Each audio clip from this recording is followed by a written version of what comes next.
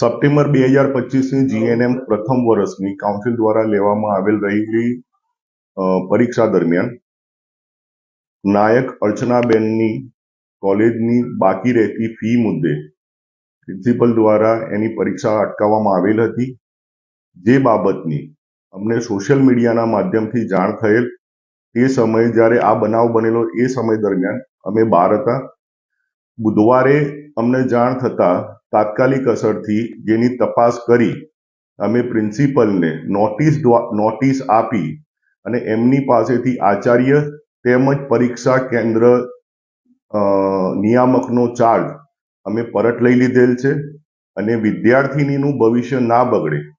એ માટે એનું જે એક વિષયનું પેપર બાકી છે હજુ એ બાબતે વિદ્યાર્થીનીને જાણ કરેલ છે કે તારે જે પેપર બાકી છે એ પેપર આપી દેવાનું છે અને બીજા જે વિષયના પેપરો બાકી છે એ કાઉન્સિલ દ્વારા લેવામાં આવતી પૂરક પરીક્ષા એ સમય દરમિયાન એ વિદ્યાર્થીના બાકીના વિષયના પેપરો અપાઈ જાય અને જે બાબતે આ વિદ્યાર્થીનું ભવિષ્ય નહીં બગડે અને આગળ એનું વર્ષ પણ નહીં બગડે એ બાબતે એને સહકાર આપી અને એ રીતે વિદ્યાર્થીના હિતમાં છીએ અને ભવિષ્યમાં કોઈ પણ પ્રકારની કોઈ પણ વિદ્યાર્થીને ફીને લગતે કોઈ પણ